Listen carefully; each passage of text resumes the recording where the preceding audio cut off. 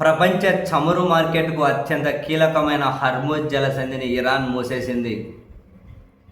మా మిత్ర దేశాలు అనబడే వాళ్ళు మాతో సంప్రదింపులు జరిపిన తర్వాత నౌకలు వెళ్ళడానికైతే ఏం ఇబ్బంది లేదు, మీరు తీసుకొని వెళ్ళొచ్చు అని చెప్పి ఇరాన్ క్లియర్ కట్గా చెప్పింది, మాతో సంప్రదింపులు జరిపిన తర్వాతనే అని. సో భారత్ ఏమైనా నౌకలు తీసుకొని రావాలి అంటే ఇరాన్తో సంప్రదింపులు జరుపుతోంది.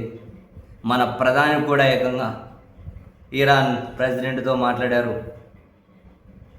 మన విదేశాంగ మంత్రులు నిత్యం టచ్లో ఉన్నారు. మన నౌకలను అయితే ఎలాగోలా తీసుకొని వస్తున్నారు హర్ముజ్ జలసంధి నుండి. ఇరాన్ చెబుతున్నది కూడా అది, మాతో సంప్రదింపులు జరిపి తీసుకెళ్ళండి అని.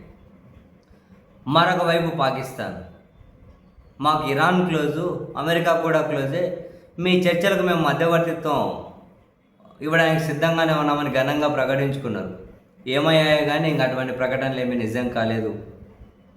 మరొక వైపు హర్ముజ్ జలసంధి నుంచి వాళ్ళ చమురు నౌకలను తెచ్చుకునే ప్రయత్నం మొన్న ఒకసారి చేశారు. మా పర్మిషన్ లేదు, మాతో సంప్రదింపులు జరపలేదు కాబట్టి మేము దాన్ని అలో చేయం అని చెప్పి వెనక్కి పంపేసింది రెవల్యూషనరీ గార్డ్స్. మాతో సంప్రదింపులు జరపలేదు, మా పర్మిషన్ తీసుకెళ్ళండి అని. ఏమైందో కానీ మళ్ళీ అలాగే పాకిస్తాన్ రెండోసారి కూడా సంప్రదింపులు వాళ్ళతో జరపకుండానే హర్ముజ్ జలసంధి దాటి నౌకను తెచ్చుకునే ప్రయత్నం చేస్తే బుగ్గిపాలు చేసేసింది ఇరాన్ దాన్ని. మొత్తం అసలు ఒక బూడిదైపోయింది, నౌక కాసింతగానే మిగలలేదట. ఆ వీడియో కానీ విడుదల చేశారు. పాకిస్తాన్ చమురు నౌకను హర్ముజ్ జలసంధిలో పేల్చి పడేసి ఇరాన్ చెప్పింది, సంప్రదింపులు జరిపి తీసుకెళ్ళమంటూ ఉన్నాం మిత్రదేశాలను, మా శత్రువులకు సహకరించని వాళ్ళను.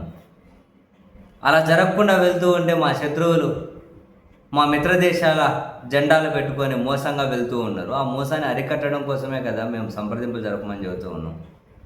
అందుకే ఆ పాకిస్తాన్ చమురు నౌకను బుగ్గిపాలు చేశారు, వీడియో కానీ విడుదల చేశారు, బుగ్గిపాలు అయిపోయింది. మరెందుకు పాకిస్తాన్ సంప్రదింపులు జరపకుండా ఈ విధంగా చేస్తూ ఉన్నారు? ఏం చెప్పకుండా హర్ముజ్ జలసంధి దాటితే ఇరాన్ రియాక్షన్ ఎట్లుంటుందో చూద్దామని చెప్పి ఎవరైనా పాకిస్తాన్తో నౌక ఏమైనా దాటించే ప్రయత్నం చేశారా ఏంది? అమెరికానో ఇజ్రాయెల్ వాళ్ళ మిత్ర దేశాలు ఎవరైనా తెలియదు. మరి మొన్నసారి పంపించేశారు వెనక్కి, మళ్ళీ ఈసారి సంప్రదింపులు జరపకుండా అయితే వాళ్ళు పేల్చి పడేశారు. యుద్ధం దాదాపు నెల అయింది స్టార్ట్ అయ్యి. ఇరాన్ చెప్పిన ప్రతి మాటను వాళ్ళు నిజం చేసుకుంటూ వస్తూ ఉన్నారు. వాళ్ళు ఇచ్చే హెచ్చరిక వార్నింగ్లు ఏది కూడా గాలి మాటగా లేదు, అన్నీ నిజంగా అమలు చేసి చూపెడుతూ ఉన్నారు. మరి పాకిస్తాన్ వాళ్ళకి ఏం రోగం? సంప్రదింపులు జరిపి తెచ్చుకోవచ్చు కదా వాళ్ళు అనుమతిస్తే. మొత్తం సముద్రంలో బూడిద అయిపోయింది, అది మొత్తం వెళ్ళిపోయింది ఆ చివరి నుంచి ఈ చివరి వరకు.